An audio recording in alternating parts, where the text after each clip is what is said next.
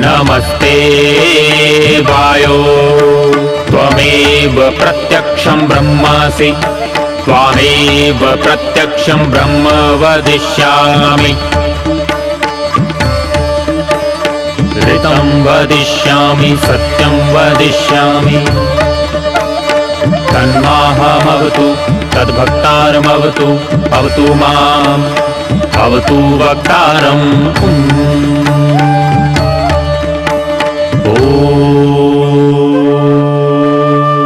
शांति शांति शांति।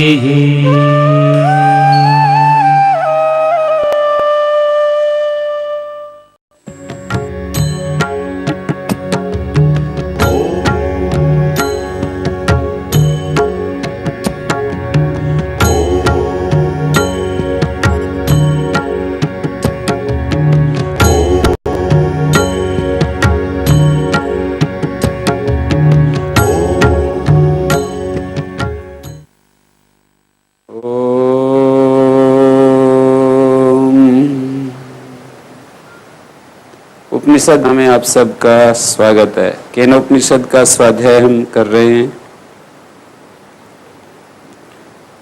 और पीछे यहाँ पर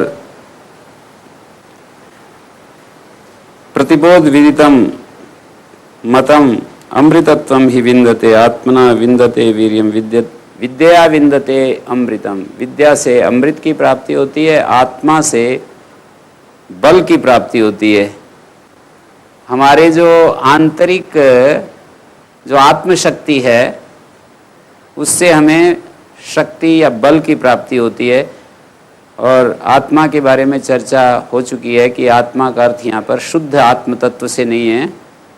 आत्मा से उपहित जो हमारी बुद्धि शक्ति है, जो अंतःकरण रूप जो हमारी आत्मा की जो सूक्ष्म शरीर के साथ जुड़ी हुई जो शक्ति है, वो यहाँ पर आत्मा शब्द से कहा है। ज्ञान से अमृत की प्राप्ति होती है। जो हमारे अंदर बोध उत्पन्न होता है, ज्ञान के रूप में जो बोध उत्पन्न होता है, उससे अमरता आती है, उससे जीवन बंधन मुक्त हो जाता है। ज्ञान का अर्थ, ज्ञान तब आता है जब मन पूरा स्थिर हो जाता है, उससे पहले ज्ञान नहीं आता है। ज्ञान का अवतरण तो मन की पूर्ण स्थिरता के बाद ही होता है। चंचल अवस्था में जो ज्ञान हमारे अंदर आता है, उस ज्ञान से अमृत मिलता है, ये बात बिल्कुल नहीं कही जा रही है।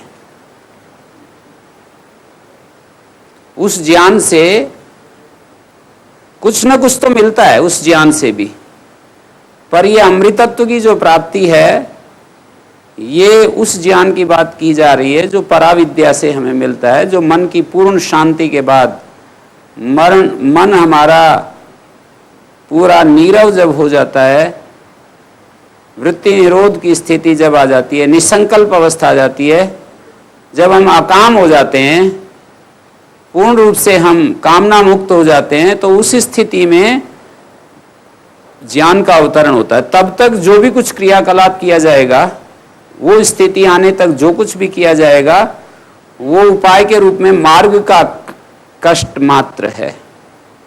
मार्ग में चलने का लक्ष्य से पहले, लक्ष्य प्राप्ति से पहले पहले जो भी हम मार्ग में गतिशील होते हैं, तो वो एक अवस्था है। प्रतिबोध विदितम मतम अमृतत्वम ही विन्दते। अमृतत्व की प्राप्ति, जो ज्ञान प्रतिबोध से उत्पन्न होता है हमारे अंदर, हम अंतर्मुख हो जाते हैं और बाह्य विषयों से पूरा अपने आप को ऊपर उठा लेते हैं, अपने आप को मुक्त कर लेते हैं बाह्य विषयों से। तो उसके लिए ये कहा कि प्रतिबोध विदितम मतम अमृतत्वम ही विन्दते। प्रतिबोध विदित जो ज्ञान है वो अमृतत्व को प्राप्त करता है। यहाँ पर प्रतिबोध विदितम मतम ये कर्तृपद है, अमृतत्व ये कर्म पद है। प्रतिबोध विदित जो प्रतिबोध के द्वारा जाना गया जो मत है, मत मानी ज्ञान है, वो अमृतत्व को प्राप्त करता है। यहाँ पर एक दूसरे खंड के पहले मंत्र में शंकराचार्य ने एक यदस्य त्वम यदस्य च देवेषु यहाँ पर अर्थ किया, यदि मन्यसे सुवेदिति दभ्रम एवापि नूनम त्वं वेत्थ ब्रह्मणो रूपम। तुम यदि ये जानते हो कि मैं ब्रह्म को सुवेद अच्छे से जानता हूँ, तो निश्चित रूप से ब्रह्म के तुम अल्प रूप को ही जानते हो। यदस्य, अस्य का अर्थ है इस ब्रह्म का, जो इस ब्रह्म का तुम अध्यात्म उपाधि से परिच्छिन्न रूप जानते हो, वही नहीं बल्कि अधिदैविक, मानी इस अधिदैविक जगत में, आदिदैविक जगत में जो उसका रूप है। यदस्य देवेषु, जैसे एक तो अध्यात्म उपाधि से परिच्छिन्न उसका रूप है, एक आदिदैविक उपाधि से परिच्छिन्न रूप है, अर्थात उसका रूप इस जगत में है और एक हमारी आत्मा में है। तो देवेषु का अर्थ है जो इस बाह्य जगत में उसका रूप, सूर्य में, चंद्रमा में, पृथ्वी में, जल में, अग्नि में, वायु में, आकाश में, नक्षत्र में, ग्रह उपग्रह में, इन बाह्य जगत में जो उसका रूप है। और अध्यात्म का अर्थ है हमारे अंदर उसका जो रूप है। तो उस ब्रह्म का रूप केवल अध्यात्म जगत की दृष्टि से ही नहीं, देवेषु, इस बाह्य जगत में भी, मीमांसम एवते मन्ये विदितम, मैं ऐसा मानता हूं कि वो मीमांस्य है, वो विचार्य है।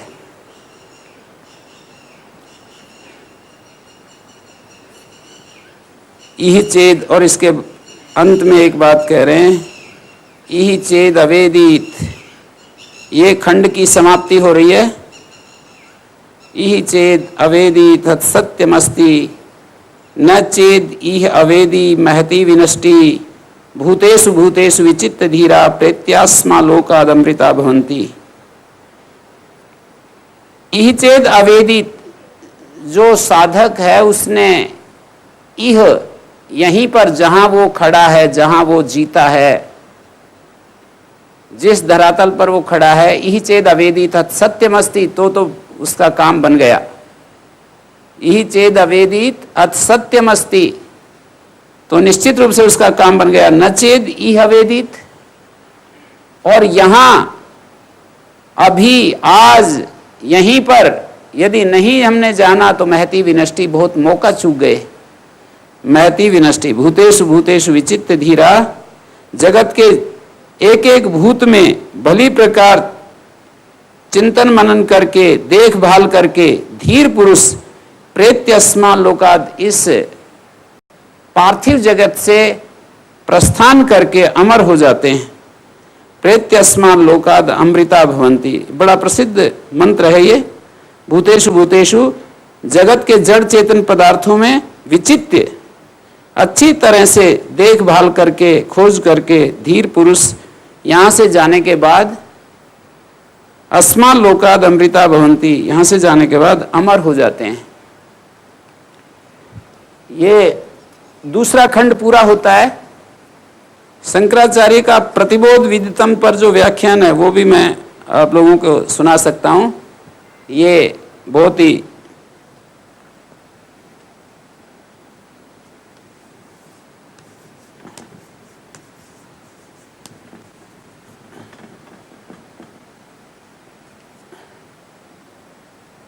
देखिए, प्रतिबोध विदितम,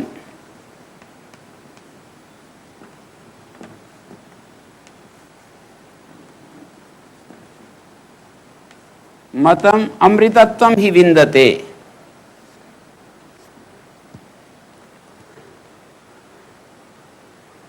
प्रतिदिनम जैसे बनाया ऐसे शंकराचार्य ने व्याख्या की है।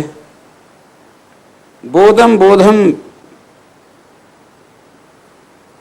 प्रतीति वीप्सा में सर्व प्रत्यय व्याप्त्यर्थ। प्रतिबोध विदितम ये द्विरुक्ति, प्रतिबोध विदितम ये द्विरुक्ति है। वीप्सा प्रत्यानाम आत्मावबोध द्वारत्वात्, क्योंकि प्रतीतियां आत्मज्ञान की द्वार हैं। जो प्रतीति हैं वो आत्मज्ञान की द्वार भूत हैं, ऐसे कह रहे हैं शंकराचार्य। प्रतिबोध बुद्धम विदितम, बोधम बोधम प्रति विदितम प्रतिबोध विदितम। बोध शब्द से बोधा प्रत्यय उच्यन्ते, बोध शब्द का अर्थ है जो बुद्धि में आए हुए जो प्रत्यय हैं, ज्ञान हैं। प्रत्यय का अर्थ होता है किसी भी पदार्थ के बारे में जो हम मन से जो आकलन करते हैं उसको यहां पर प्रत्यय कहा गया है। आइडियाज या शब्दों में उस चीज को जो हम समझते हैं, जैसे लड्डू के बारे में आज तक जिसने लड्डू नहीं खाया तो शब्दों में जो हम उसका स्वरूप हम समझेंगे उसको कहेंगे प्रत्यय। किसी ने हमको व्याख्या करके बतलाया कि वो ऐसा ऐसा होता है तो वो प्रत्यय कहलाता है। बोध शब्द से बोध प्रत्यय कहें। सर्वे प्रत्यया विषयी भवन्ति यस्य स आत्मा सर्वबोधान प्रतिबुध्यते। सारी प्रतीतियां जिसका विषय होती हैं, आत्मा के उपस्थिति में ही सारे प्रत्यय जो हैं वो व्यवहारी होते हैं। तो आत्मा समस्त बोधों के समय, हर बोध के समय आत्मा उसके पीछे दृष्टा रूप में, ज्ञाता के रूप में उपस्थित है। वो है तभी वो ज्ञात हो रहा है। कोई भी बोध हमें हो रहा है इसका तात्पर्य है कि कोई ज्ञाता है। संपूर्ण प्रतीतियों का साक्षी चित्त शक्ति स्वरूप मात्र होने के कारण वो प्रतीतियों के द्वारा सामान्य रूप से प्रतीतियों में ही लक्षित होता है। तो उस अंतरात्मा का ज्ञान प्राप्त करने के लिए कोई और मार्ग नहीं है, ये बता रहे हैं शंकराचार्य। बोध प्रतीति, बोध मीन्स बोध प्रतीति, प्रत्यगात्म रूप से जो जाना गया है वही ब्रह्म है, यही उसका ज्ञान है। प्रतिबोध विदितम मतम, क्योंकि उस ब्रह्म ज्ञान से, ब्रह्म के ज्ञान से अमृतत्वम विन्दते, अमृतत्व की प्राप्ति होती है। तो ये इसका एक एक पहले पद के लेकर के व्याख्या करते हैं, फिर उसका वाक्य के रूप में विस्तार करते हैं शंकराचार्य। प्रतिबोध विदितम, बोधम बोधम प्रति विदितम, बोध शब्देन बोधा प्रत्यय उच्यन्ते। सर्वे प्रत्यया विषयी भवन्ति यस्य, सारे प्रत्यय जिसके विषय बनते, आत्मा विषयी बन जाता है, प्रत्यय विषय बन जाते हैं। जैसे मैं यूं कहूं कि मैं आपको देख रहा हूं तो इस समय आप मेरी आंख के विषय बन रहे हैं और आंख विषयी बन रही है। तो सारे प्रत्यय आत्मा के विषय बनते हैं, आत्मा विषयी होता है। सर्व प्रत्ययदर्शी, सब प्रत्ययों का दृष्टा, चित्त शक्ति स्वरूप मात्रा, चेतन शक्ति स्वरूप मात्र, प्रत्ययैरेव प्रत्ययेषु अविशिष्टतया लक्ष्यते। प्रत्ययों के द्वारा, प्रत्ययों में ही अभिन्न रूप से वो लक्षित होता है आत्मा। जो ज्ञान होता है उसमें अभिन्न रूप से लक्षित होता है आत्मा। नान्यत द्वारम अंतरात्मा विज्ञानाय, आत्मा का कोई अन्य विज्ञान नहीं है। बुद्धि वृत्तिम अविशिष्टम कवयो वेदयन्ते, व्यासदेव जी ने एक सूत्र पर कहा है कि वो कौन सी गुफा है जिसमें वो ब्रह्म रहता है। गुहा यस्याम निहितम ब्रह्म शाश्वतम, बुद्धि वृत्तिम अविशिष्टाम कवयो वेदयन्ते।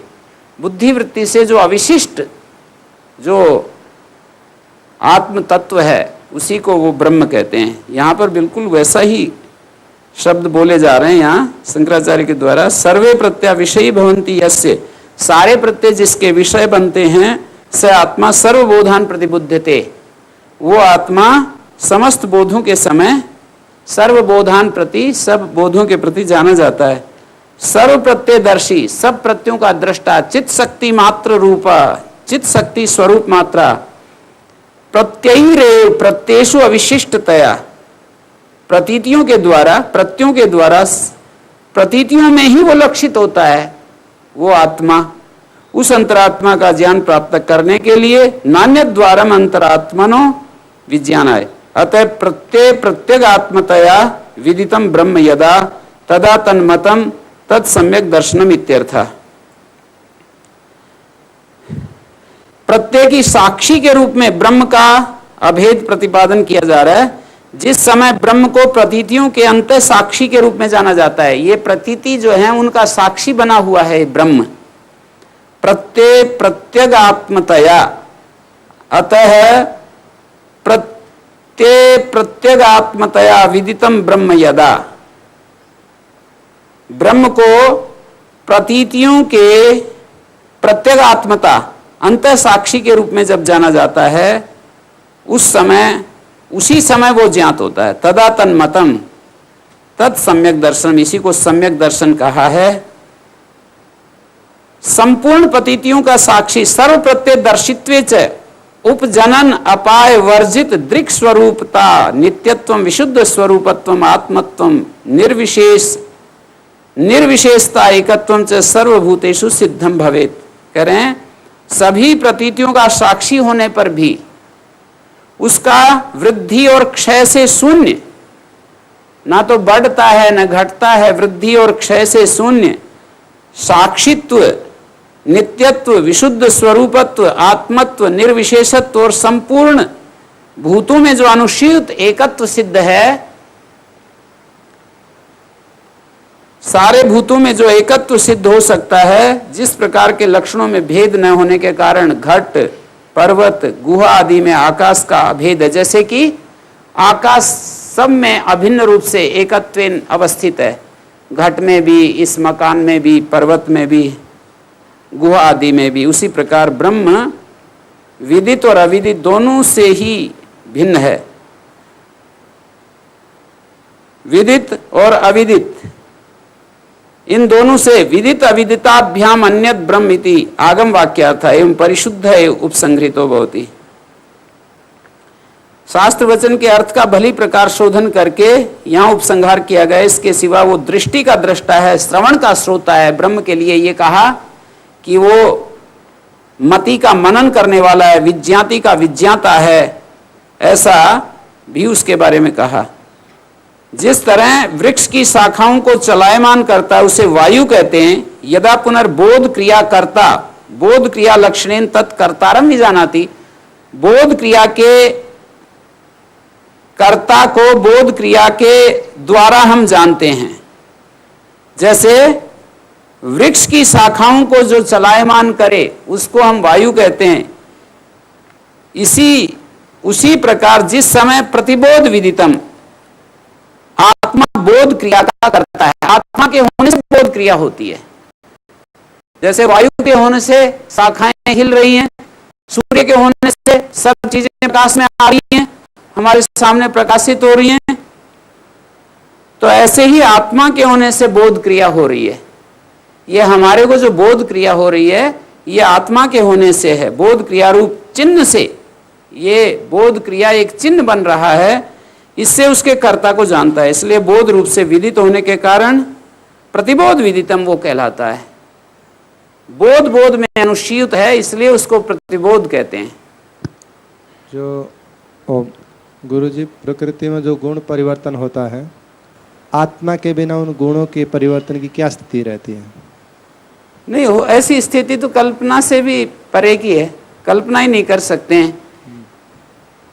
कोई भी ऐसी स्थिति कभी होती ही नहीं। तो परिवर्तन इसके संयोग से ही होता है। वो प्रकृति में जितना भी परिवर्तन है, गुणों का जो परिवर्तन है, वो आत्मा के कारण ही हो रहा है। तो आत्मा बोध क्रिया रूप शक्ति से युक्त एक द्रव्य सिद्ध होता है। बोध क्रिया रूप साक्षात बोध स्वरूप ही सिद्ध नहीं होता। बोध तो उत्पन्न होता है, नष्ट हो जाता है। जैसे कि हमारा ज्ञान उत्पन्न होता है, नष्ट होता रहता है।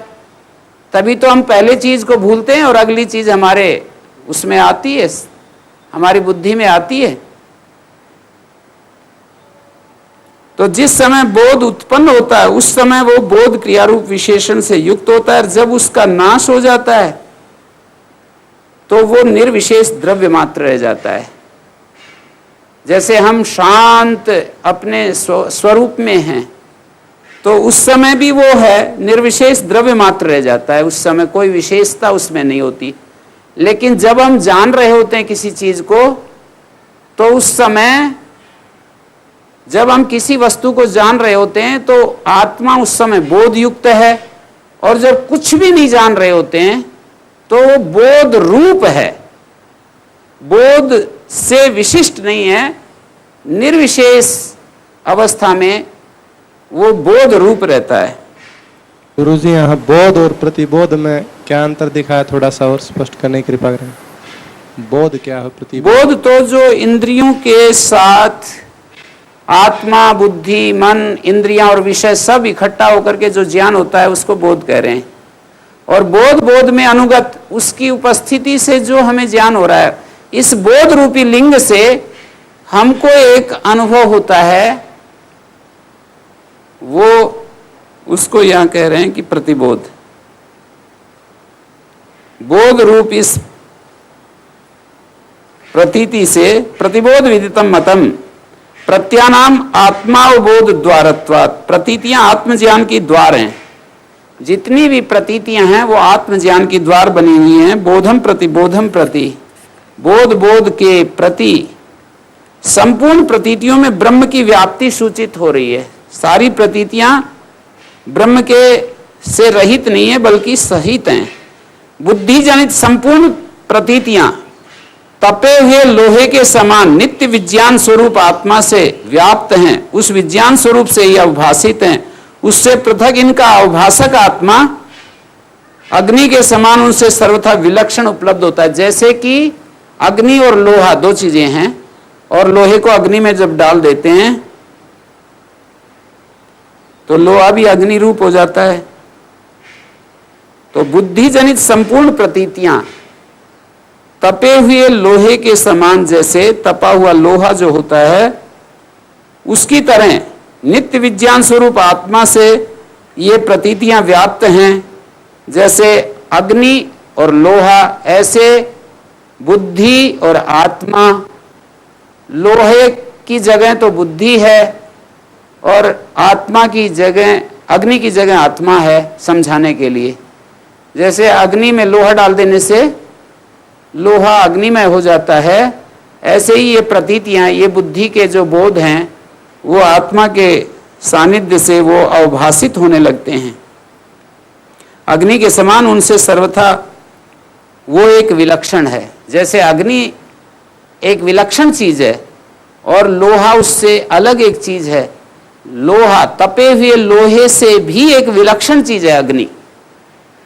तपा हुआ लोहा ही अग्नि नहीं होती है, तपे हुए लोहे से विलक्षण अग्नि चीज है। तो इसी तरह से ये जो हमारा बोध है उससे विलक्षण बोध का प्रकाशक है। अग्नि और लोहा, तपा हुआ जैसे लोहा होता है, उससे इस उदाहरण में भी जो अग्नि है वो तपे हुए लोहे को पकड़ने से भी एक विलक्षण चीज प्रतीत होती है। लोहा ही अग्नि नहीं होती है, लोहे से विलक्षण एक चीज प्रतीत होती है। इसी तरह से इस बोध का अवभाषक जो है वो इस बोध से विलक्षण है। हम जो बोध प्राप्त करते हैं, ज्ञान प्राप्त करते हैं, हम जो जानते हैं, उस ज्ञान का जो अवभाषक है, ज्ञान का प्रकाशक है, वो इससे विलक्षण है।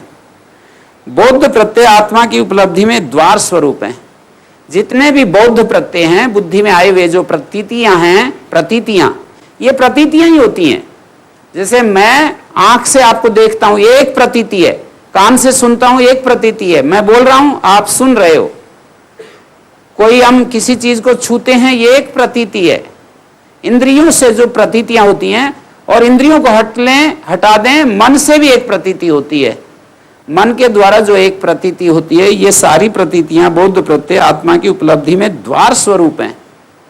प्रतिबोध विदितम, बोधम बोधम प्रति प्रतिबोध। बोध के प्रति जो अनुगत है उसको प्रतिबोध कह रहे हैं। आपने पूछा कि ये प्रतिबोध क्या है, तो बोध तो ये प्रतीतियां हैं। जैसे प्रतीतियां ऐसे हैं जैसे तप्त लोहा, और प्रतिबोध ऐसा है जैसे तप्त लोहे से विलक्षण एक अग्नि तत्व, ऐसा कहना चाह रहे हैं। प्रतिबोध ऐसा है जैसे तप्त लोहे से विलक्षण एक अग्नि तत्व है उसमें, पर हमको समझ में आता है कि ये तप्त लोहे से अलग एक अग्नि तत्व है। लोहा, तप्त लोहा, साधारण लोहा नहीं कह रहे, तप्त लोहा, ये हमारा बोध है। हमारी बुद्धि में जो ज्ञान उत्पन्न होता है वो तप्त लोहे के समान है, और तप्त लोहे से विलक्षण जो है वो प्रतिबोध है। तो बौद्ध प्रत्यय आत्मा की उपलब्धि में द्वार रूप है। प्रत्येक बौद्ध प्रत्यय के अवभास में, प्रकाश में जो प्रत्येक आत्म रूप से जाना जाता है वही ब्रह्म है। प्रत्येक आत्मा के रूप में जो जाना जाता है वही ब्रह्म है। प्रतिबोध विदितम तदेव मतम, मतम मीन्स ज्ञातम, तदेव सम्यक ज्ञानवत प्रत्येक आत्म विज्ञानम न विषय विज्ञानम। एक विषय विज्ञान होता है, एक प्रत्येक आत्म विज्ञान होता है। शंकराचार्य ने इसको ऐसे स्पष्ट किया कि जैसे एक विषय विज्ञान होता है और एक प्रत्येक आत्म विज्ञान होता है, तो ये जो प्रत्येक आत्म विज्ञान है ये प्रतिबोध है और विषय विज्ञान बोध है। विषय जो होता है दो चीजों के संयोग से उत्पन्न होता है। विषय का जो ज्ञान होता है वो विषय के साथ दो चीजों के संयोग से होता है। हमारा इंद्रियां या हमारा मन और एक जे विषय जो भी हम जानना चाहते हैं उसके साथ संयोग होने से विषय ज्ञान होता है। पर उस विषय ज्ञान में जो एक उसका प्रकाशक तत्व है, तपे हुए लोहे को हम छूते हैं तो जलाता है, लेकिन तपे हुए लोहे में एक अग्नि तत्व है, तो तपे हुए लोहे में जो अग्नि तत्व है वो है प्रतिबोध, और तपा हुआ लोहा जो है वो है बोध। तो बोध का अर्थ है विषय विज्ञान, और शुद्ध जो उस विषय से अतिरिक्त जो एक उसका प्रकाशक तत्व है, उस विषय का प्रकाशक जो तत्व है उसको प्रतिबोध बता रहे हैं। हाँ, प्रतिबोध का अर्थ है जो शुद्ध चैतन्य जो तत्व है, शुद्ध चैतन्य, जैसे अग्नि शुद्ध चैतन्य है, तपे हुए लोहे से विलक्षण अग्नि तत्व जब कहा तो बोध का प्रकाशक जो शुद्ध आत्म तत्व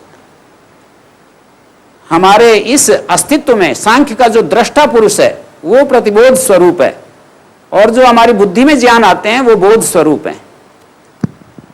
व्याख्याकार इसको इस प्रकार भी कहते हैं कि जब इंद्रिय विषय से संपर्क करती है तो वो जो उससे बोध होता है वो ज्ञान है, वो बोध है। जो ज्ञान हुआ वो बोध है। विषय का सेवन किया वो बोध हुआ, उसे आँख न रूप का सेवन किया वो बोध हुआ। लेकिन जो विषय से विमुख होकर के अंदर प्रवेश करती है तब जो ज्ञान होता है वो प्रतिबोध है, ऐसा भी कहते हैं। तो यही तो हुआ, ये शंकराचार्य भी तो यही कह रहे हैं, यही कहा है बिल्कुल कि बोध में विषय ज्ञान होता है, प्रतिबोध में प्रत्येक आत्मा का ज्ञान है। और प्रत्येक आत्मा क्या है? सांख्य का दृष्टा है। तथा प्रत्येक चेतनाधिगमोप्यंतराया भावश्च, प्रत्येक चेतन शब्द का प्रयोग होता है। जैसे सांख्य में दृष्टा के लिए कई सारे शब्द होते हैं, प्रतिबोध भी एक शब्द है। दृष्टा, चिन्ह मात्र, ज्ञेय मात्र, चिति शक्ति, दृक् शक्ति,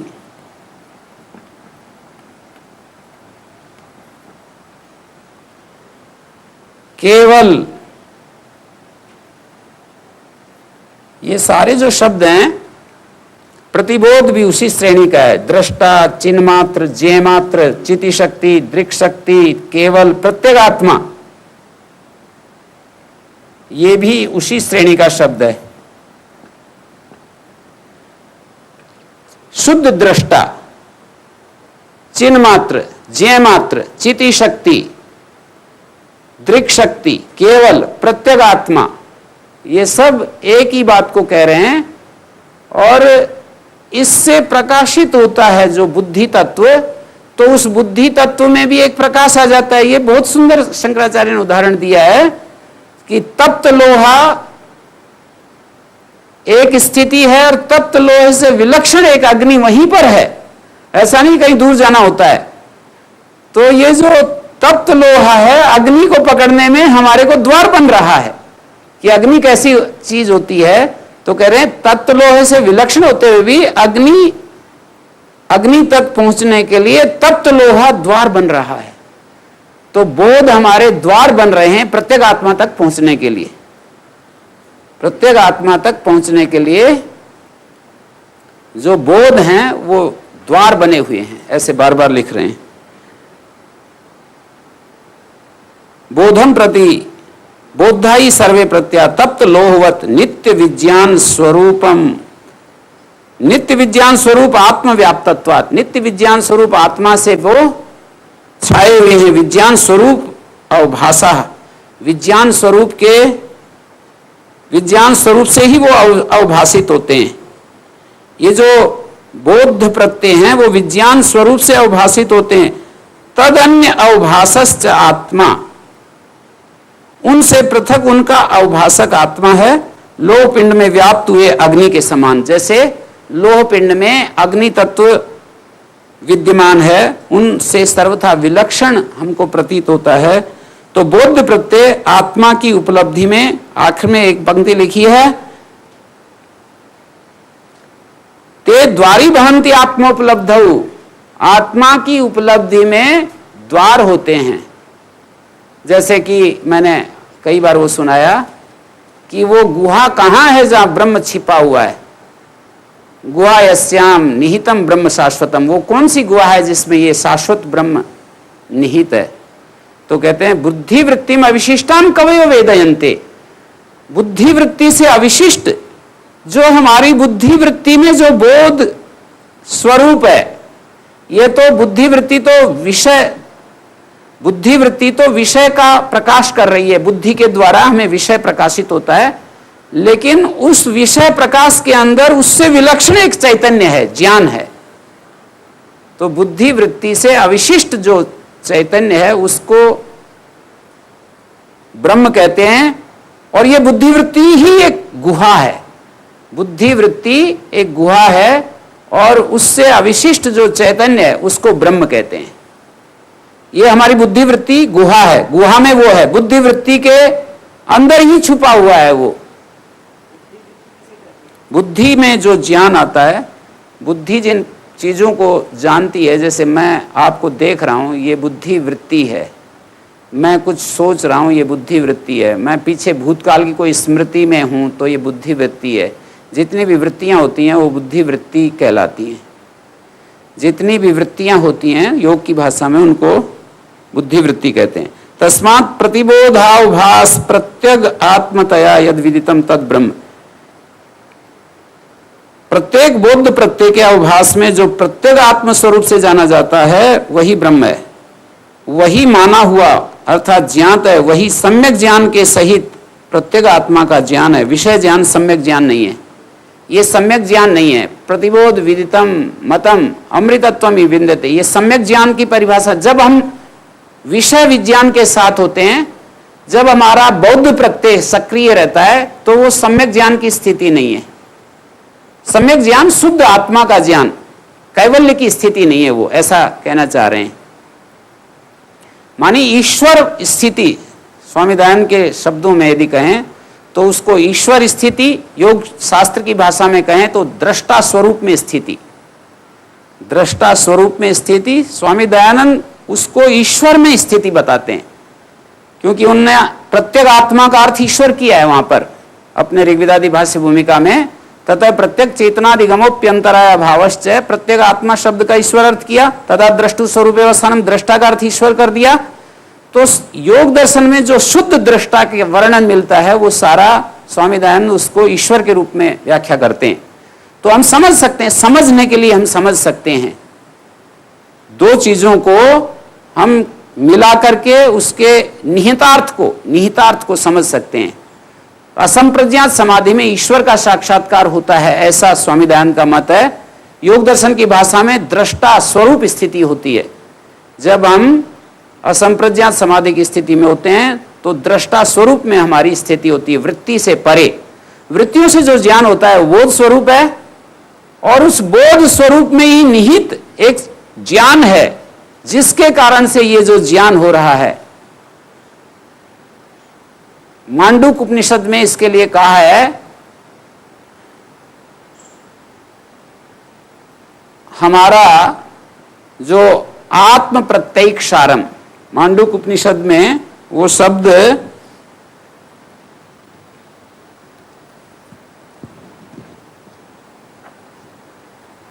मांडूक उपनिषद बहुत छोटा सा उपनिषद है जिसमें ओम की महिमा गाई गई है, और ओम के 4 पाद वहां पर चतुर्थ स्थिति में स्वयं आत्मा चतुष्पाद ओंकार अधिमात्रम पादा मात्रा यहां पर एक शब्द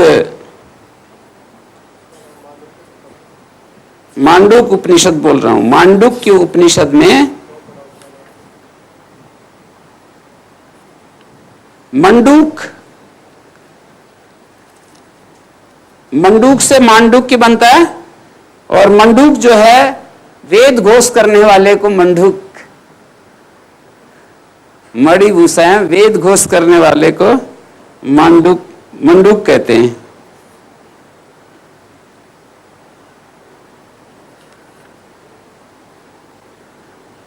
यहां पर एक शब्द डाला है अदृश्यम, अव्यवहार्यम, अग्राह्यम, अलक्षणम, अचिंत्यम और अव्यपदेश्यम। ये सारे शब्द यहां बोले गए हैं उस आत्म तत्व को समझाने के लिए। वो अदृश्य है, अव्यवहार्य है, अग्राह्य है, माने इंद्रियों के द्वारा ग्राह्य नहीं है, वाणी के द्वारा व्यवहार्य नहीं है, और वो हमारी इंद्रियों के द्वारा देखने योग्य नहीं है, उसका कोई लक्षण नहीं है, अचिंत्य, उसको मन के द्वारा चिंतन नहीं कर सकते, अव्यपदेश्य है, उसको कोई भी, उसके लिए कोई व्यवहार की स्थिति नहीं है। व्यपदेश, संज्ञा से उसको बताया नहीं जा सकता, व्यपदेश्य है। जो संज्ञा के द्वारा बताया जाए उसको व्यपदेश्य कहते हैं। जैसे मैं बता सकता हूं कि ये खंबा है, तो ये व्यपदेश्य चीज हो गई, पर वो अव्यपदेश्य कह दिया। और एक शब्द डाला प्रपंचोपशम है, वो शांत है, शिव है, अद्वैत है, और एकात्म प्रत्ययसारम, ये शब्द मैं आपको बताना चाह रहा था। एकात्म प्रत्ययसारम,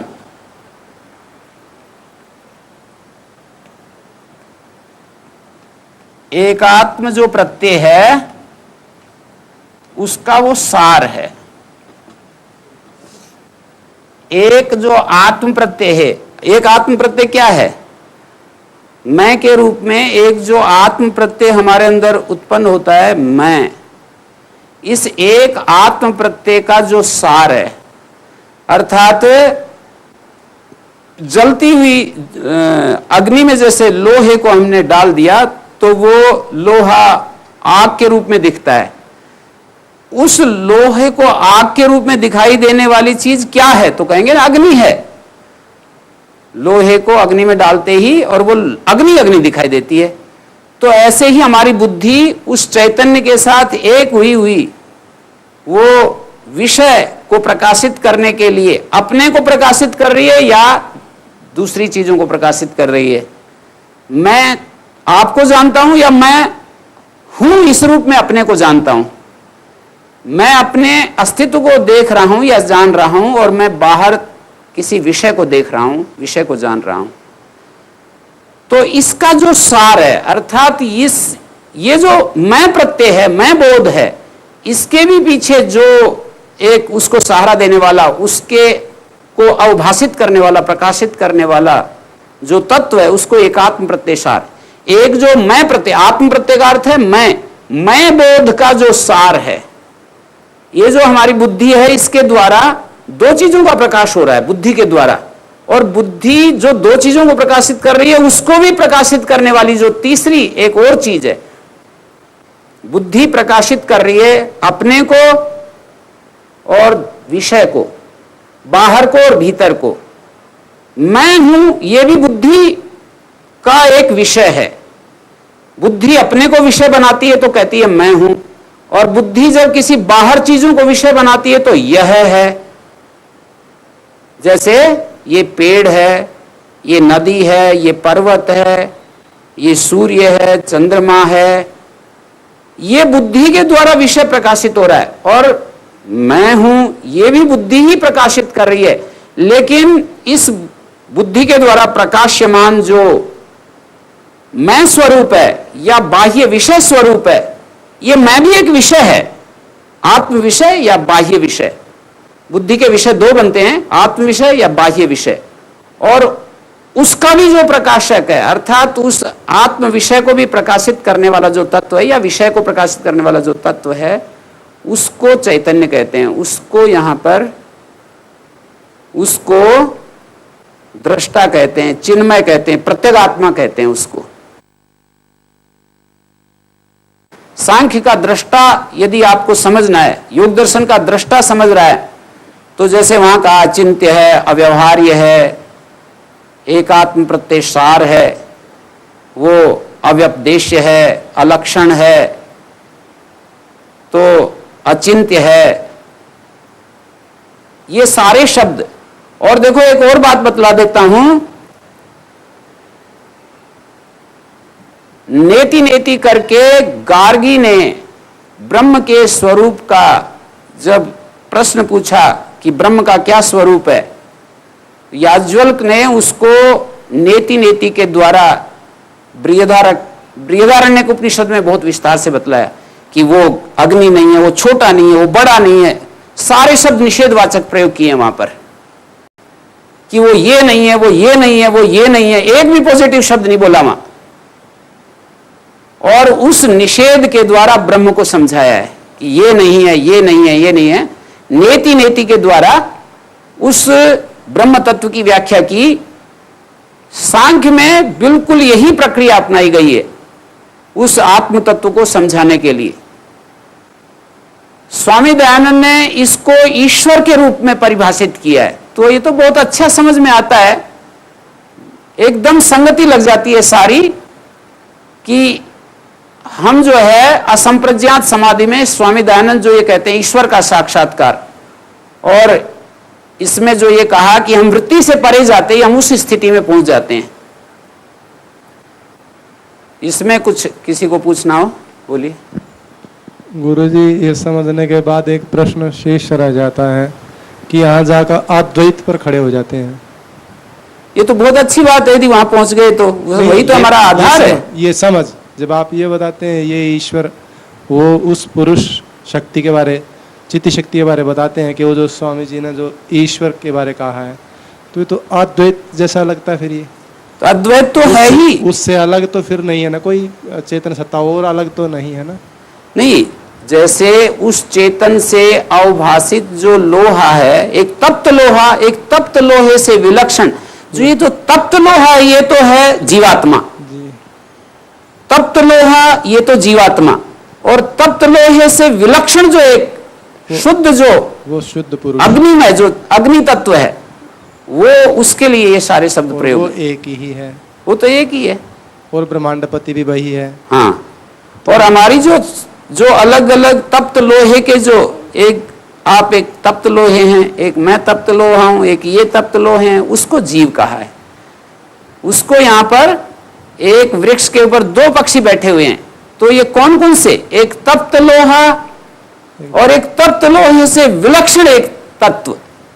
तप्त लोहे से विलक्षण, तप्त लोहे में दो चीजें हैं, तप्त लोहे में दो चीजें हैं। आप ऐसा नहीं कह सकते कि तप्त लोहा तो एक ही चीज है, तप्त लोहे में दो चीजें हैं, अग्नि है और लोहा है।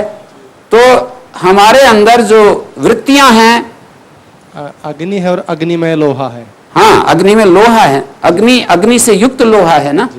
तो हमारा जो जीव भाव है वो ऐसा है जैसे तप्त लोहा, और जो ईश्वर स्वरूप है वो ऐसा है कि तप्त लोहे से विलक्षण एक जो चैतन्य रूप है, तप्त लोहे से विलक्षण। इसमें मेरे को शास्त्रों को समझने के लिए बिल्कुल इस विषय में थोड़ी सी भी भ्रांति शेष नहीं है, थोड़ा सा भी मेरे को इसके लिए कंफ्यूजन नहीं बचा कि शास्त्र इस अभिप्राय से ये बात कहना चाह रहे हैं। शास्त्रों ने जो ये बात कही है ये बहुत ही साफ दिख रही है, और जितनी भी प्रार्थनाएं हैं वो इस तप्त लोहे की तरफ से हैं। और किसकी उपासना की जा रही है? तप्त लोहा उपासना कर रहा है उसकी, उस अग्नि की उपासना कर रहा है। लेकिन इस तप्त लोहे की एक विशेषता और है, ये तप्त लोहा का ऐसा नेचर भी है कि तप्त लोहा उस अग्नि से विमुख होकर बाह्य विषयों की उपासना कर सकता है। तप्त लोहा उस अग्नि को तो भूल जाए, अपने उस अग्नि स्वरूप जिसके कारण से वो जान रहा है, जिसके कारण से उसके अंदर जानने की शक्ति आ रही है, उसको तो छोड़ देता है और वो विषयों को समझने लगता है, विषयों को देखने लगता है, बाहर चीजों को देखने लगता है।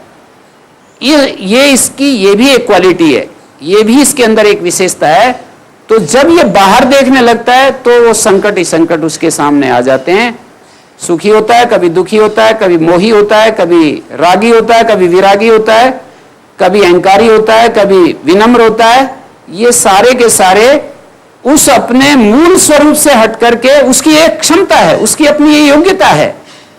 तप्त लोहे की ऐसी क्षमता है, तो उदाहरण आंशिक रूप से दे रहा हूं, तप्त लोहे की ऐसी क्षमता है कि वो अपने अग्नि स्वरूप, मूल स्वरूप जिससे वो चैतन्य पा रहा है, उसको तो भूल जाता है और बाहर देखने लगता है, बाहर झांकने लगता है।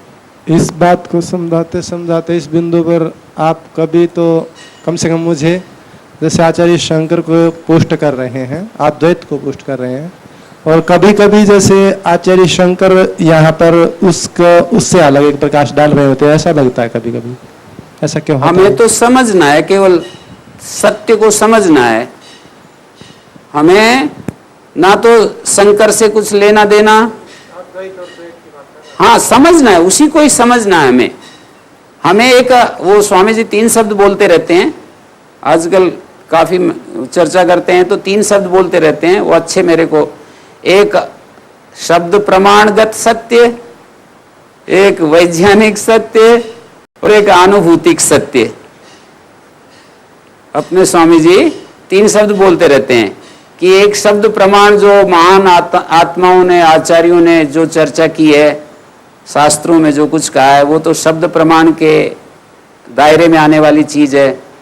एक वैज्ञानिक सत्य, अर्थात जो जहां है फैक्ट, तथ्यात्मक सत्य, तथ्यात्मक सत्य है, हम जानते हैं या नहीं जानते हैं उससे कुछ उसका बिगड़ता नहीं है। तथ्य तो तथ्य के रूप में रहता है। वैज्ञानिक जो तथ्य हैं वो अपने में बराबर बने रहते हैं, उसमें हमारे जानने न जानने से उनमें ना कुछ परिवर्तन होता है, न घटत बढ़त होती है, वो अपनी जगह है। और जो उसके बारे में ऋषियों ने जो शब्द प्रमाण के माध्यम से जो कुछ कहा, उन्होंने जो सत्य को शब्दों के माध्यम से प्रकट किया, जो कह पाए, वो एक स्थिति है। अब उसमें हमारे को अनुभव करना है, ये तीसरी एक चीज है, उसका हमें अनुभव करना है। तो ये जो तीसरी चीज है कि हमें उसका अनुभव करना है, ये शब्द प्रमाण क्या कहना चाह रहा है, शब्द प्रमाण क्या कहना चाह रहा है, ये वाणी का विषय बनता है कि भाई शब्द प्रमाण ये कहना चाह रहा है। अब हमें उसका अनुभव करना है। शब्द प्रमाण ने ये दिशा दी कि एक वृक्ष के ऊपर 2 पक्षी बैठे हैं, तो एक पक्षी ऐसा है जो सुखी दुखी होता है, एक पक्षी ऐसा है कामना करता है, काममय है, और एक पक्षी ऐसा है जो अकाममय है, ज्ञानमय है, अकाममय है। एक पक्षी ऐसा है, शब्द प्रमाण ये कह रहा है। यहां पर भी कहा एक बोध रूप है, एक प्रतिबोध रूप है। जो बोध रूप है वो तो यही है जो काममय है, उसको वो जानता है कि ये तेरे को सुख देगी, ये चीज तेरे को दुख देगी, इस तरह से वो जानता है। विषयों को, पदार्थ को अपने सामने रख करके देखता है कि ये तेरी चीज को सुख देगी, ये तेरे को सुख देगी, ये तेरे को दुख देगी, ये तेरे को लाभकारी होगी, ये तेरे को हानिकारक होगी, ऐसे देखता है। ये सारा जो देखना है जीव के द्वारा, ये सारा बोध स्वरूप है। सबका सब देखना बोध रूप है। उस बोध में अनुगत जो, उसका जो अवभाषक तत्व है, उस बोध का जो प्रकाशक तत्व है, जो चैतन्य स्वरूप है, उसको इन्होंने प्रतिबोध कहा। स्वामी दयानंद उसको ईश्वर कह रहे हैं। स्वामी दयानंद उसको प्रत्येक आत्मा शब्द बोलेंगे तो ईश्वर बोलेंगे। देख लीजिए उनका पूरा ऋग्वेद भाष्य भूमिका में जो व्याख्या की है उपासना प्रकरण में, प्रत्येक आत्मा का अर्थ ईश्वर किया है, तथा प्रत्येक चेतनाधिगमोप्यंतराय भावश्च। जबकि प्रत्येक आत्मा योग दर्शन को पढ़ेंगे तो वो दृष्टा के लिए प्रयोग हुआ है। तथा द्रष्टु स्वरूप अवस्थानम, दृष्टा का व्याख्या स्वामी दयानंद कहते हैं ईश्वर में स्थिति। और मांडुक्य उपनिषद के जो उन्होंने स्वयं तो कहीं कहीं उदाहरण दिए हैं, गार्गी के उस प्रकरण का, गार्गी और याज्वल के संवाद को उन्होंने ऋग्वेदादि भाष्य भूमिका में कोट किया है। ईश्वर का क्या स्वरूप है वो पूरा का पूरा। और मैंने उस उद्धरण को, दृष्टा का क्या स्वरूप है, उस उद्धरण को स्वामी हरिरानंद ग्रंथ, स्वामी हरिरानंद आरण्य के अपने सांख्य प्रवचन में व्याख्या करते हुए उन्होंने वही प्रकरण दृष्टा के स्वरूप को बताने के लिए कहा। एक वृक्ष के ऊपर दो पक्षी बैठे हैं, एक केवल अभिचाकशीति, स्वामी हरिहरानंद आरण्य ने उस एक पक्षी का नाम दृष्टा दिया है, स्वामी दयानंद ने उसका नाम ईश्वर दिया है। तो ऐसे मैंने तुलना करके स्वामी हरिहरानंद आरण्य, जो कि एक सांख्य के एक बहुत गंभीर साधक हुए हैं, सांख्य मार्ग से उन्होंने पूरे जीवन अपना इसी के लिए लगाया। स्वामी दयानंद, श्री अरविंद जैसे लोगों को भी मैं परिचित हूं, उन्होंने ईश्वर को पकड़ करके जितनी भी बातें कही हैं वो सारी उस शुद्ध चैतन्य के रूप में उसको परिभाषित किया है। तो अब ये तो निर्भ्रांत है, उसको आप नाम दृष्टा दो, ईश्वर दो, इससे कुछ फर्क नहीं पड़ता है। नाम की लड़ाई कोई महत्व नहीं रखती है। ये यदि समझ में आ जाता है कि इसको हम ईश्वर कह रहे हैं या इसको हम दृष्टा कह रहे हैं, तो मार्ग प्रशस्त हो जाता है, रास्ता साफ हो जाता है। कठोपनिषद, मुंडकोपनिषद, सारे उपनिषदों में जहां जहां भी इस तरह की व्याख्या आए तो हम समझ सकते हैं, जहां लिमिट है, जहां काममय पुरुष का वर्णन है, जहां इच्छामय पुरुष का वर्णन है, वहां हम जीव को ले लेंगे, और जहां शुद्ध आत्मा का वर्णन है वहां उसको ये नाम दे दीजिए, दृष्टा नाम दे दीजिए, चैतन्य नाम दे दीजिए या ईश्वर नाम दे दीजिए, कोई फर्क नहीं पड़ता।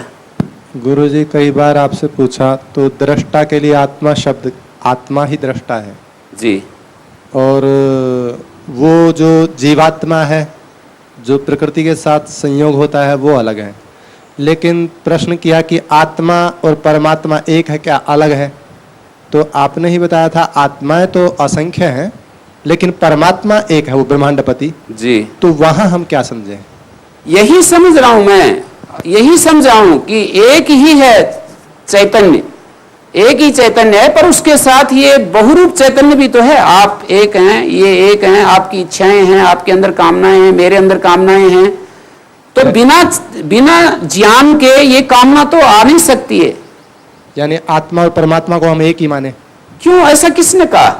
ऐसा तो कहा नहीं, पर उसकी कुछ समानताएं हैं। चैतन्य वो है, ये भी चैतन्य है। ज्ञान शक्ति और क्रिया शक्ति का एक बड़ा अंतर है। उसके अंदर अथाह ज्ञान शक्ति है, इसके अंदर लिमिट में ज्ञान शक्ति है। उसकी क्रिया शक्ति अथाह है, इसकी क्रिया शक्ति लिमिट में है। वो ये जो लिमिट वाला बता रहे हैं, तो आप जो जीवात्मा प्रकृति से संयुक्त है इसकी बता रहे हैं ना गुरु जी? जो शुद्ध दृष्टा है, शुद्ध दृष्टा है, जो आत्मा है, हाँ, वो तो अनंत है, बताया ना?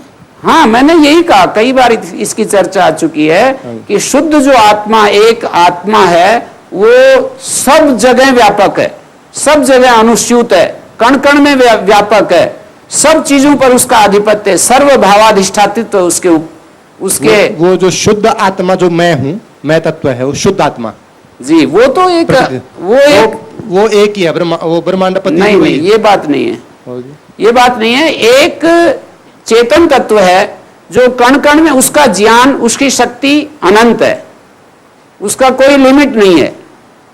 उसकी ज्ञान, उसकी शक्ति अनंत है, वो कण कण में सर्वत्र व्यापक है। पर हमारा जो आत्मा है, हमारे साथ जिस ज्ञान शक्ति और जिस क्रिया शक्ति का संबंध है, हम हैं चेतन रूप में, हम जीवगण भी हैं चेतन रूप में, पर हमारी शक्ति सीमित है, हमारे पास ज्ञान शक्ति सीमित है, हमारे पास क्रिया शक्ति सीमित है। दो चीजें ही तो हैं जो हम व्यवहार में काम कर रही हैं, एक ज्ञान की शक्ति, एक कर्म की शक्ति। तो ज्ञान शक्ति और तीसरी शक्ति भाव शक्ति भी ले सकते हो, ज्ञान शक्ति के साथ जोड़ करके हम देखते हैं। ज्ञान शक्ति, भाव शक्ति और कर्म शक्ति हम जीवों के पास लिमिट में, हम जीव भी चैतन्य रूप हैं, हम जीव भी चैतन्य रूप हैं। जैसा ईश्वर चैतन्य रूप है, जिसको हम ईश्वर कहते हैं, चैतन्य रूप है, वैसे ही हम जीव चैतन्य रूप हैं। लेकिन हमारी जो क्रिया शक्ति, ज्ञान शक्ति और भाव शक्ति है, वो लिमिट में है। और जिसको हम ईश्वर कहते हैं, सारे वेद जिसकी व्याख्या कर रहे हैं, जिसके बारे में कह रहे हैं, उसके पास जो ज्ञान शक्ति है, क्रिया शक्ति है, भाव शक्ति है, वो अनंत है। अंतर यह पड़ता है, यदि केवल चैतन्य के रूप में देखोगे, शुद्ध चैतन्य के एंगल से देखोगे, तो जैसा ईश्वर का चैतन्य है, ऐसे हमारा चैतन्य है, उसमें तो क्या फर्क है? उसमें अंतर नहीं है। बात वहां आ जाती है कि जो उसके साथ जुड़ी हुई क्रिया शक्ति और ज्ञान शक्ति, हम चैतन्य है, हमारे साथ जिस क्रिया शक्ति और ज्ञान शक्ति का संबंध है वो सीमित है, भाव शक्ति सीमित है, और जिसको हम ईश्वर कहते हैं उसके साथ ज्ञान शक्ति असीम है, क्रिया शक्ति असीम है, भाव शक्ति भी असीम है। उसका प्रेम अनंत, उसका ज्ञान अनंत, उसकी सामर्थ्य अनंत, उसकी स्वाधीनता अनंत, उसका सब कुछ अनंत।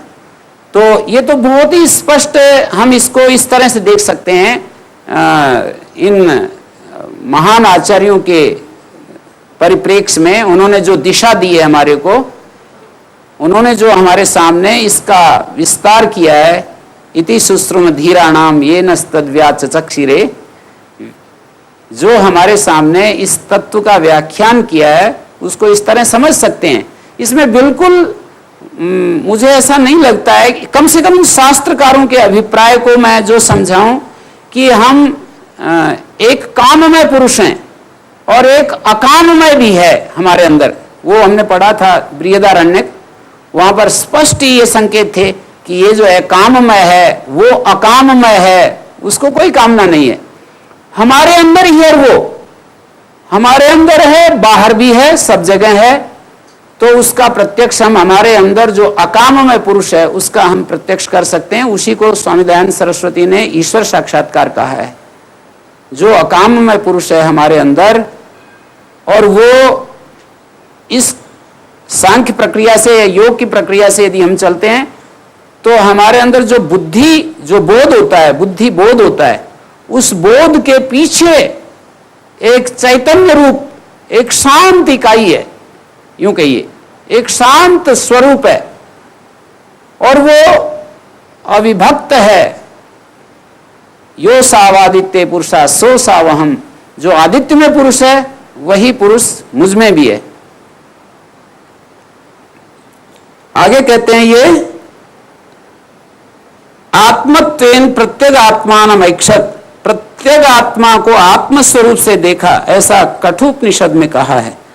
अमृतत्वम ही विंदते इति हेतु वचनम, आत्मज्ञान से अमृतत्व ही प्राप्त होता है, यह हेतु सूचक वाक्य है। यहां पर जो प्रतिबोध विदितम मतम अमृतत्वम ही विंदते, ये शंकराचार्य कहते हैं कि ये हेतु वचन है। विपर्य मृत्यु प्राप्ति, आत्मज्ञान नहीं है तो हम मरते रहते हैं, मृत्यु की प्राप्ति होती है। बुद्धि आदि विषयों में आत्मत्व बोध होने से ही विषात्म विज्ञान ही मृत्यु प्रारभत, कहते हैं कि जैसे ही हम उससे अलग हट करके बुद्धि आदि विषयों में आत्मत्व बोध करने लगते हैं, अनात्म को आत्म समझने लगते हैं, तो यहीं से मृत्यु का आरंभ हो जाता है। इति आत्मविज्ञानम अमृतत्व निमित्तम, जो आत्मविज्ञान है, शुद्ध आत्मा का जो विज्ञान है वो अमृतत्व का निमित्त है। हेतु वचनम अमृतत्वम ही विंदते, आत्मज्ञान किम अमृतत्वम उत्पाद्यते, क्या आत्मज्ञान से अमृतत्व उत्पन्न होता है? शंकराचार्य कहते हैं ना, नहीं ऐसा तो नहीं। कथन तरी आत्मना विंदते स्वेन नित्य आत्म स्वभावेन अमृतत्वम विंदते, अमृतत्व को आत्मा से, अपने नित्य आत्म स्वभाव से ही प्राप्त करते हैं, किसी के आश्रय से, ना आलंबन पूर्वकम, किसी आलंबन के साथ नहीं।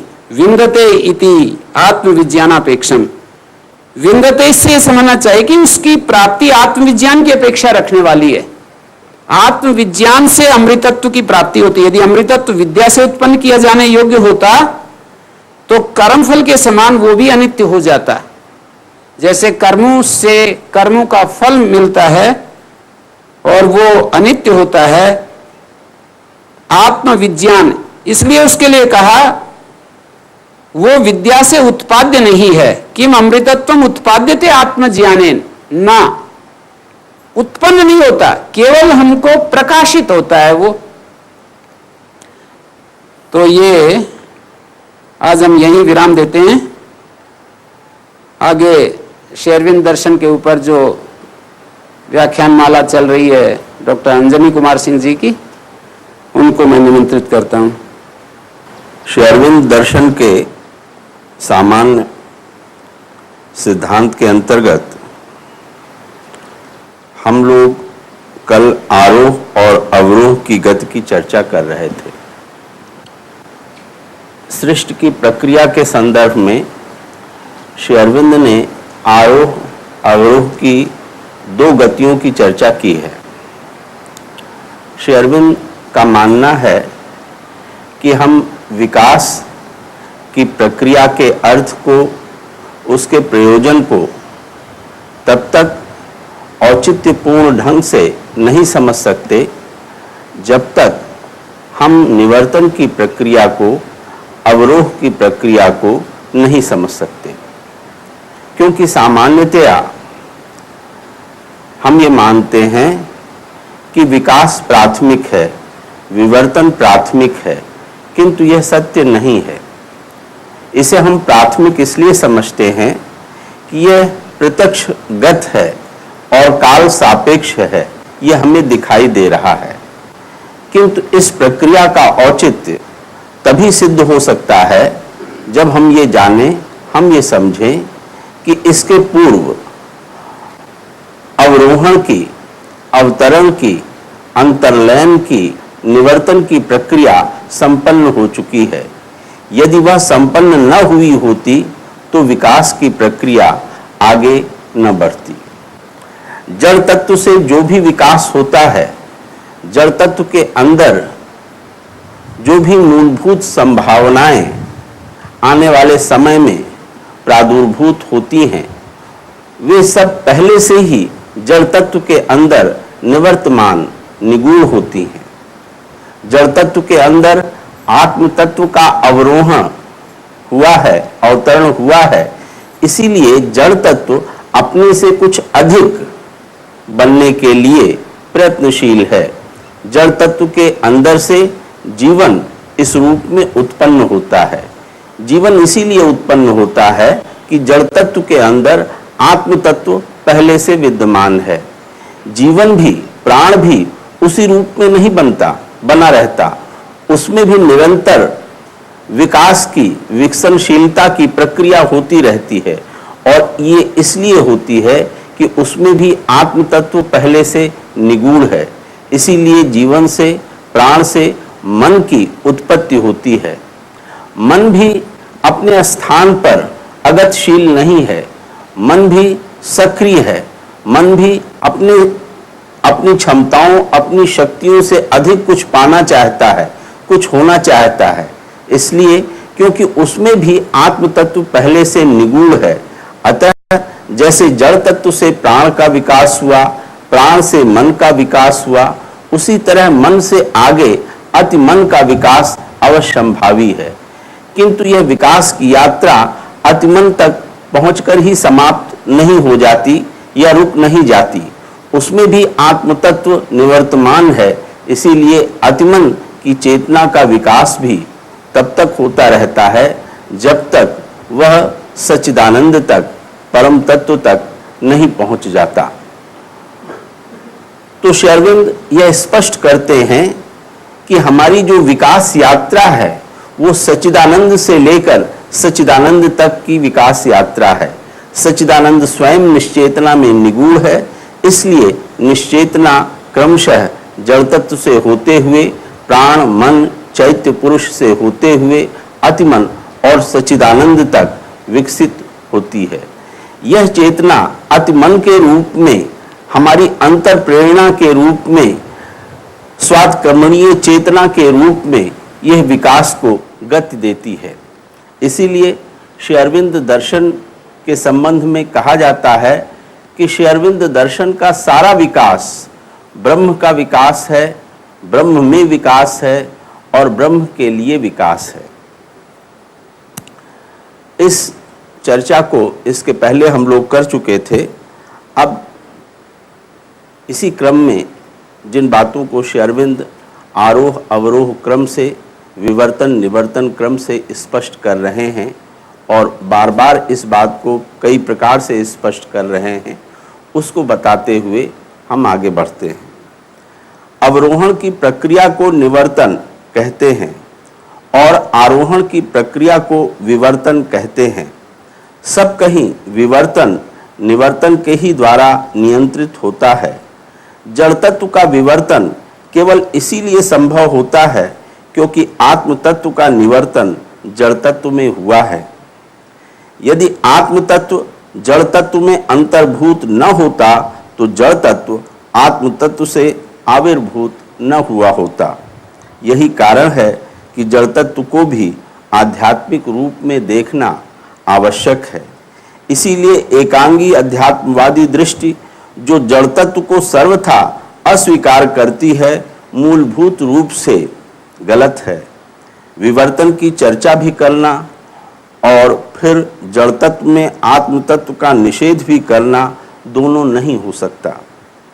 जैसा जड़ तत्व के यह स्पष्ट है, श्री अरविंद कहते हैं कि हमको मूलभूत रूप से जड़ तत्व को भी आत्मिक आध्यात्मिक मानना होगा, क्योंकि जड़ तत्व से जिस भी प्रकार के विकास की हम चर्चा कर रहे हैं, तब तक यह चर्चा सार्थक नहीं हो सकती, प्रासंगिक नहीं हो सकती, तार्किक दृष्टि से या तात्विक दृष्टि से औचित्यपूर्ण नहीं हो सकती, जब तक हम यह न मान लें कि उस जड़ तत्व में आत्म तत्व पहले से निगूढ़ है।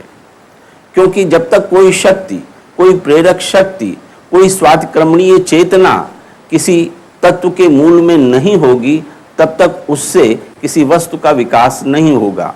और जैसा कि सत्कार्यवाद के सिद्धांत के अनुरूप सामान्य रूप से हम दार्शनिक दृष्टि से यह मानते हैं कि जो पहले से जहाँ होता है उससे वही अभिव्यक्त हो सकता है। जो वस्तु हमारे अंदर नहीं है वो वस्तु हमारे अंदर से अभिव्यक्त नहीं हो सकती। जड़ तत्व में आत्म तत्व अंतर्भूत है, इसीलिए जड़ तत्व की आगामी मूलभूत संभावनाओं का विकास संभव होता है। जैसा जड़ तत्व के साथ है वैसा ही जीवन, आत्मा और मन के साथ है। इनमें से किसी के भी ऊर्ध्वगमन की चर्चा तब तक नहीं की जा सकती जब तक इनमें से प्रत्येक के ऊपर आत्मा की मुहर न लगी हो। आरोह बिना अवरोह के, विवर्तन बिना निवर्तन के अचिंत्य है। हम विकास की बात करें और प्रतिविकास के विषय में, निवर्तन के विषय में, अवरोहण के विषय में, अवतरण के विषय में बात न करें तो ऐसा सोचा ही नहीं जा सकता। क्योंकि जब तक अवरोह नहीं होगा, जब तक अवतरण नहीं होगा, जब तक निवर्तन नहीं होगा, जब तक हम अंतर्लयन के सत्य को स्वीकार नहीं करेंगे, तब तक हम किसी भी प्रकार के विकास की, विवर्तन की, आरोह की चर्चा नहीं कर सकते।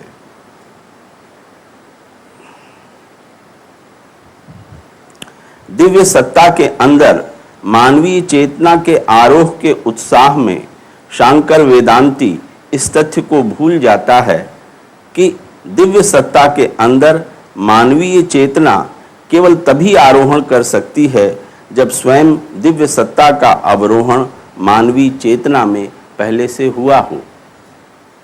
आरोहण का अर्थ है आगे जाना या ऊपर जाना, अवरोहण का अर्थ है नीचे आना या नीचे उतरना। जब तक कोई तत्व, कोई सत्ता, कोई शक्ति नीचे नहीं आती या नीचे वो निगूढ़ नहीं है, तब तक उसका विकास जो मन से हम सोच सकते हो, जिसकी बात कर सकते हैं, वो संभव नहीं है। यहाँ शांकर वेदांत के संबंध में वो कहते हैं कि शांकर वेदांत में दिव्य जीवन की हमें अदम्य प्रेरणा दिखाई देती है। ब्रह्म सत्य को जानने, ब्रह्म सत्य को प्राप्त करने, ब्रह्म बन जाने की अदम्य प्रेरणा उसके अंदर विद्यमान है। लेकिन जिस मानवीय चेतना के अंदर इस ब्रह्म तत्व को प्राप्त करने की अदम्य इच्छा, अदम्य प्रेरणा विद्यमान है, यदि हम यह नहीं मानेंगे कि यह ब्रह्म तत्व पहले से ही उसके अंदर विद्यमान है, तब तक इस प्रेरणा के आगे आविर्भूत होने की संभावना को हम स्वीकार नहीं कर सकते। मैं एक बार फिर इन वाक्यों को दोहरा रहा हूँ, बहुत अच्छी तरह से ये संयोजित हैं वाक्य। दिव्य सत्ता के अंदर मानवीय चेतना केवल तभी आरोहण कर सकती है जब स्वयं दिव्य सत्ता का अवरोहण मानवीय चेतना में पहले से हुआ हो। शांकर वेदांती विकास के प्रमुख क्रम की